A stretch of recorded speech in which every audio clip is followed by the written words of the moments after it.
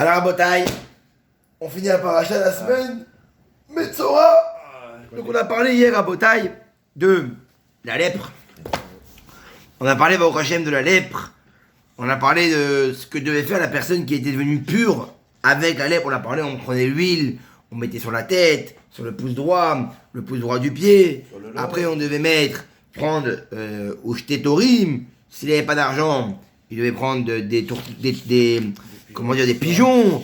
Ok, sinon il devait ramener de l'agneau, faire la shrita, etc. Deux agneaux, etc. Et donc, voici comment le Metzoram, le lépreux, pouvait se purifier. Maintenant, on avance. Ouadaver Hachem et Moshe et Aaron est mort. Et Hachem parle à Moshe et à Aaron en disant Kitavou el Eretz Kenaan. Oh. Très bien. Quand vous allez arriver en Eretz Israël, donc là les Juifs sont encore dans le désert. Quand vous allez arriver en Israël, Asher Ali le Denachem, la terre que je vous donnerai, la Achouza comme héritage. Venatati negat saraat bebet Eretz Achouzatem. Il dit quand vous allez arriver en Israël, il y aura une maison de la terre, quoi qu'il arrive, qui sera atteinte de la lèpre. Il faudra aller vérifier. En fait, c'est que, concrètement, t'arrives dans une terre, il faut redémarrer à zéro, entre guillemets. Oui. Et il faut savoir quelle est la tâche qui va réimpurifier ça. À chaque qu'est-ce qu'il va faire, il va mettre dans une maison qu'il aura choisi lui à l'avance. Dès qu'on va arriver en Israël, dans une des maisons, il va mettre une tache de lèpre. Et après, la personne va lui dire ah, monsieur Cohen, j'arrive chez moi, je viens d'acheter la maison, hop, et une tache de lèpre. C'est beau ça. C'est-à-dire en vérité. Très beau. En vérité, qu'est-ce qu'il voulait faire Hachem? Parce qu'on dit que les personnes qui habitent en Israël, ils cachaient les trésors dans les murs. Et donc Hachem voulait envoyer la lèpre et détruire les maisons, et après pouvoir découvrir les richesses. Ou pas chez le Habaït, et celui qui aura la maison lépreuse viendra chez le Kohen en lui disant Kenegan nirali Habaït. J'ai l'impression que chez moi il y a une. Voilà. Et même si c'est un homme qui est érudit, il ne pourra pas trancher seul. Il faudra qu'il aille voir qui? Le Kohen. Il va à Kohen, et le Kohen va ordonner ou Pinou et Habaït. Et on va vider la maison. Cette maison-là, on la videra avant que le Kohen arrive. Velo itma kol hashababaï, parce que si on reste, on laisse tout dans la maison, et que le Kohen arrive, il dit ah c'est impur, tout ce qui est dans la maison devient impur. Pour ça, on vide avant que le Kohen arrive. Comme ça, même s'il est statué, on va dire monsieur Kohen, au moment où vous n'étiez pas là, j'ai envoyé le truc. Au moment où vous êtes statué, il n'y avait plus rien. Vers Hakar, il y a Kohen. Et après qu'on ait vidé la maison entièrement, où il y aura la lèpre dans la terre d'Israël, on ramènera le Kohen, ok? Même si ta maison elle va être lépreuse à la fin, comme le Kohen n'a pas encore dit que c'était impur, tout ce qui est à l'intérieur, tu peux l'enlever et encore l'utiliser. Parce qu'il y a un doute pour l'instant. Donc, un mec il voit une tâche, j'ai vu en arrivant en Israël, il dit je vais voir le Kohen. Attention, t'appelles le Kohen, mais avant qu'il arrive, on vide la maison. Sinon tout va le voilà. Sinon, si c'est impur, tu iras à la maison. Vera'a à Kohen. Et Anega. Et donc le Kohen va rentrer dans la maison vide, mais non. Il va voir la tâche. Veine Anega bekirot abayit sheka arurot yerakrakot. Voici qu'en vérité, les tâches qu'il verra dans la poutre de la maison, comment elle va être? Elle va être en dépression elle-même, et elle va tirer vers le vert ou vers le rouge. Il y aura une tâche qui va être tirée vers la couleur verte du mur existant, ou vers la couleur rouge, ou maréen chafal minakir. Et leur apparence, elle est profonde dans la maison. Vraiment, on sent que c'est ancré dans la maison. Et ça tire vers le vert ou vers le rouge. Beshav à Kohen bayam hachevi. Et donc le Kohen a vu ça. Il repartira 7 jours après. Vera iné passar nega bekirot. Et il voit que ça a progressé. La tache verte qui tire vers le vert ou vers le rouge, elle progresse dans toute la maison. Elle prend de l'ampleur. Vetsiva à Kohen. Et le Kohen va ordonner. Vehiletsu et avani masher ba'en an-naga. Et je vais prendre toutes les poutres. Avant c'était fait en pierre. C'était fait en briques. Je vais prendre chaque brique où la tache s'est imprégnée. Je vais l'enlever. Ok. Donc il va enlever carrément. Les retirer. Ok. la poutre qui est entachée. Vishlichou eten. Et ils vont les jeter en dehors de la ville. Elle met comme tamé, vers un endroit où il n'y a pas de pureté. Pas une déchetterie, là-bas où personne ne peut avoir un lien de pureté. Ve'etabaït yaktsiya. Et la maison, qu'est-ce qu'ils vont faire? Ils vont la redonnier. C'est quoi redonnier? Non, ils vont la gratter. Ils vont la gratter. À l'intérieur, Veshafechou et ta'afar hasheiksou. Et toutes, ils vont enlever les poutres. Et choses qui étaient. Et ils vont gratter à cet endroit-là pour, en vérité, faire comme un. Comment on dit là? Limer. Un limage. Ils vont limer le mur pour redémarrer à zéro. Poncer, non? Mais poncer, ils vont poncer le mur pour redémarrer à zéro. Et toute la poussière qu'ils ont poncée, elle est aussi impure. Ils vont la ramasser et ils vont la jeter où? En dehors du camp. Ok? Mais la kechou avani macherot. Et après ils vont prendre d'autres pierres. Ve'eviu el tahat avanim. Ve'afar. Ils vont prendre la poussière nouvelle pour enduire les nouvelles pierres. Et ils vont faire quoi? Et ils vont remplacer tout simplement. Et ils vont remplacer avec, ils vont crépir la maison avec la nouvelle. Et ils vont faire les travaux.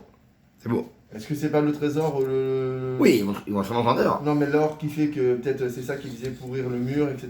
Ben ça, parce qu'Hachem voulait qu'en vérité on puisse retrouver ça, quoi. Parce que ça radie, ça a une sorte de... C'est le meilleur des métaux, hein, ça fait... Ça dit quoi? C'est ça qu'il veut dire.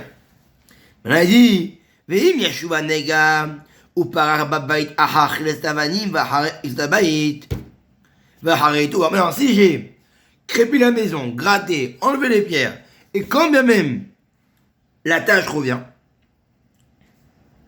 donc au 7e jour, le Kohen il revient, ça s'est pas arrêté, il enlève les pierres, il ponce, il crépit, il remet les pierres, et après, il vient, il arrive, et ça continue. Uva Kohen ve'yara ve'ine passa nega. Saraat mameret. Ça veut dire que c'est pas une lèpre simple. C'est une lèpre corrosive. C'est une lèpre qui est accrochée. Qui est accrochée, qui est vraiment ancrée dans la maison elle-même. Et donc à ce moment-là, qu'est-ce qui se passe? On casse tout. Il faut tout brûler. Non. Taméou, la maison, elle devient entièrement impure. Venatat et sabaït. Et je vais détruire entièrement la maison. Le pierre, le bois, la poussière. Et je vais prendre tout, déchetterie en dehors de la ville, dans l'endroit qui est impur. Il n'y a aucune possibilité de vérifier ce truc-là? Une fois on peut le faire. Mais si après il t'a purifié, il t'a poncé, etc., ça redémarre. Mais le souci, c'est qu'on va le jeter en dehors du camp. S'il n'est pas détruit, quelqu'un peut prendre ses... Non, pour ça on le met dans l'endroit impur, où personne ne peut accéder. Obligé. Ve'aba la baïd, koli meizgir. Mais non. On a dit que pendant 7 jours on fermait la maison. Après le Kohen venait. Celui qui venait dans la maison et qui rentrait dedans alors que c'était fermé, Itma Adarem, il aura une impureté. Il aura une impureté en vérité qui va en vérité voilà, qui va se mettre sur lui jusqu'au soir. Et toute personne qui va résider dans la maison, donc qui va se coucher dans la maison, celui qui va rentrer simplement, mais ne pas s'asseoir, ne pas résider, juste il passe, il est impur jusqu'au soir. Celui qui est assis, etc., qui reste dedans, lui, on lui lavera ses vêtements, et celui pareil qui monte dans la maison, il devra laver ses vêtements. Ok? Mais celui qui est resté simplement, qui est passé, il n'aura pas l'impureté de ses vêtements. Il sera impur que jusqu'au soir. Celui qui est resté manger ou s'allonger, il sera impur jusqu'au soir évidemment, et il devra aussi laver, il a imprégné. Ve'im boyavo a Kohen vera venelo passer un nega bait. Mais non, si Baruch Hashem, 7 jours ont passé, on a enlevé les pierres, on a poncé, on a jeté les pierres, on a remis les pierres, et il vient le Kohen plus tard, un jour après il voit que Baruch Hashem, c'est pas corrosif, ça s'est arrêté.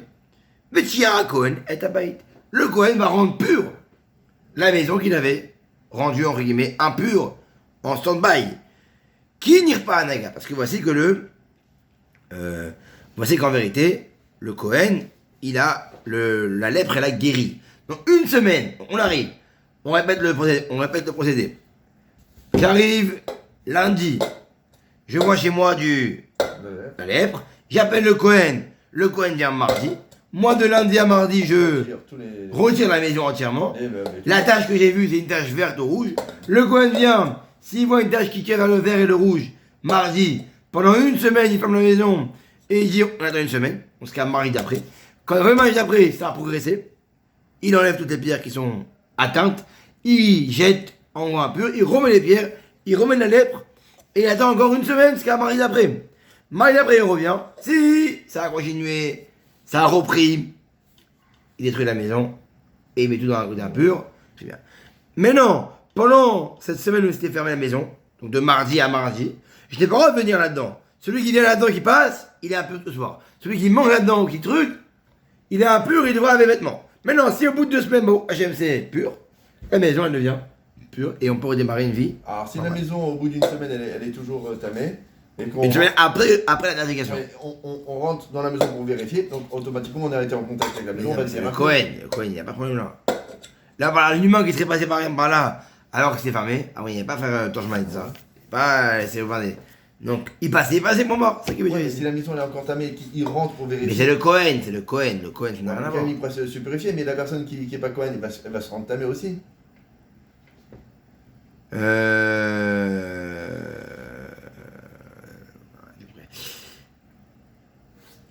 J'ai compris. Vas-y, dis-moi. Non, le Cohen, c'est le Cohen qui a les et personne. Ah, il n'y a que Cohen qui rentre. Que Il est Que le déjà Cohen. impur. Ben, lui, il est obligé de se purifier à chaque fois, tous les jours avec les cendres de la vache rouge. Hein? Tous les jours, il se purifie avec la vache rousse. Pas à ce moment-là, là, on est dans le désert, on n'est pas dans le désert, quoi. Non, dans le désert, c'est détente. Là, il dit dans Israël, on verra, très bien, très bien. Regarde ce qu'il dit, non. Velakar, les chaté et tabaït. Mais non, quand la maison devient pure au bout de 2 semaines, il vient pour rendre pure la maison, jeter tziporim, 2 oiseaux, ve et cerez et un bois de cèdre, ou shnitolat zahav, et les 2 feuilles en verre et hysope. Veshachal tzipour, et il va égorger l'oiseau. 1. El keliché, comme on l'a vu hier la fois. La fois, c'est avec les poules. Là, maintenant, pareil, il va prendre l'oiseau, il va le mettre dans l'eau, dans l'argile, et il l'égorge dans l'eau. Et le sang, il va quoi? Il va être dans l'eau. Velakar était tsaérez, il va prendre le bois de cèdre et les feuilles qu'il a, ok, et l'oiseau, et il va les tremper ensemble dans le sang. Et après, qu'est-ce qu'il va faire? Il va asperger la maison 7 fois, par rapport aux 7 jours où c'était impur. Ok? Et pareil, il va mettre partout, à l'intérieur et à l'extérieur, le sang. Et après, le deuxième oiseau, qu'est-ce qu'il va faire? Il va le renvoyer vers le champ. Donc il y en a un qui est mort et un qui reste vivant. Et après, la maison, elle sera pure.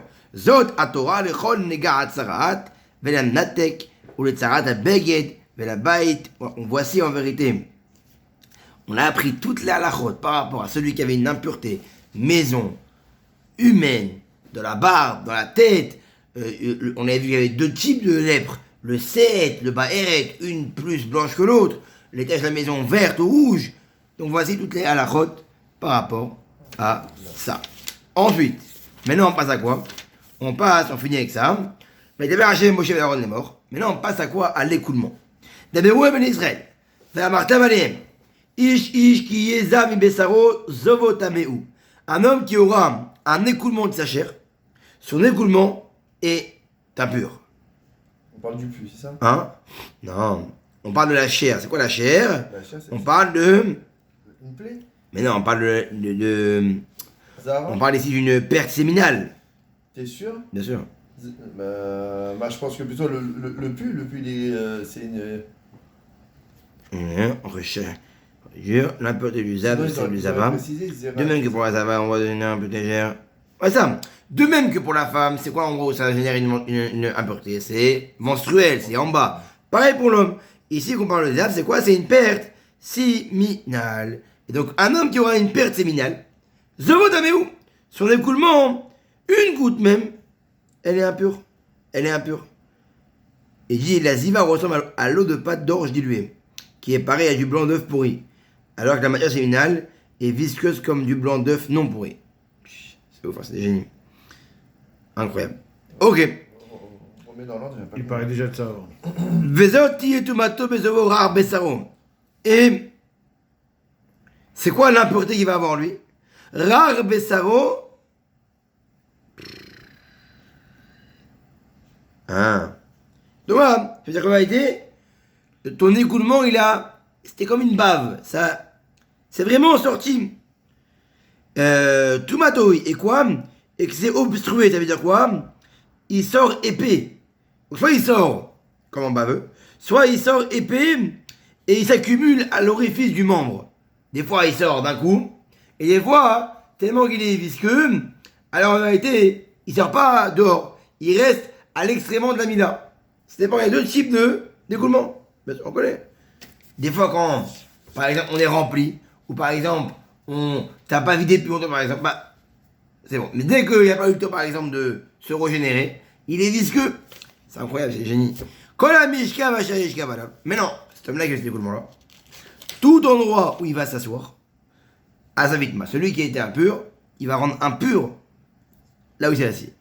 Il s'est assis sur une chaise, chaise est impure. Mais et tout ustensile sur lequel il est assis, il sera impur. Donc toute chose, on pourrait s'asseoir, c'est interdit. De nos jours, c'est Non, il n'y a plus ça. Veish asheriga mishkavo. Et un homme qui touchera à sa couche. Yechabez begada veracha besmaïm vetamene. Et l'homme qui en vérité va venir, comment dire? Ok. Oui, parce qu'en fait, il y a deux sortes d'impuretés. Il y a soit l'impureté de maga, je vais toucher, soit mishkav, je vais m'asseoir. L'homme qui va toucher, ça, il devra se laver ses vêtements et faire un mikvé le soir. Et celui qui va s'asseoir dessus, il devra laver ses vêtements et faire un mikvé, et pareil, être impur jusqu'au soir. Et celui qui va toucher un homme qui a eu un écoulement, pareil. Donc nous, l'homme qui a eu un écoulement, il rend impur les ustensiles. Mais si moi je viens après un homme pur et je touche les ustensiles là, ou je m'assois dessus, ou je touche carrément la peau de l'homme d'écoulement, je suis impur, je dois laver mes vêtements et je dois l'homme qui a eu cette perte, il doit se tromper au mikvé à l'époque. Il devait se tromper au mikvé automatiquement. Lui, parce qu'il ne peut pas faire celui-là. Lui, on verra c'est quoi sa purification. C'est vrai qu'ils avaient tous des mikvés à l'époque. Exactement. Et même si en vérité il a craché. Il n'y avait pas de pluie, il n'y avait que des eaux de pluie qui tombaient. Donc, Non, je crois à l'époque, certaines maisons, ils avaient tous un petit mikvé de 1 mètre sur 1 mètre. Ils pouvaient se tremper pour aussi bien pour l'homme que pour la femme. Comme ça, ils étaient toujours parés à se tremper. Voilà. Lui, comment il fera? Donc, lui, tout ce qu'il touche, il rend impur. Et nous, tout ce qu'on va toucher qu'il rend impur, on est impur. Maintenant, lui, comment il va se purifier? Lui, comment il va faire? Il va attendre 7 jours pour être purifié. Et au bout de 7 jours, il ira au mikvé, il lavera ses vêtements et il sera pur. Et au 8e jour, il va prendre, comme on l'a dit, 2 colombes, il ira vers le Mishkan, et là-bas, devant Hachem, il donnera au Kohen, et le Kohen, il fera un holocauste, et ce sera en vérité un pardon par rapport à Akadosh Baruch Hu. Celui qui a un écoulement, il rend impur des choses en s'asseyant, en les touchant, en crachant dessus. Et nous après, on peut se rendre impur en touchant ça, prendre son crachet à toucher, ou embrasser, où tu veux, on devient impur. Lui, nous, comment on fait? On lave nos vêtements et on est impur ce que ce soir on va faire mikvé. Mais lui, 7 jours, arrive au mikvé, il lave ses vêtements et il doit ramener 2 petites colombes et les égorger par le Kohen pour devenir pur et repartir à zéro. C'est ça qu'on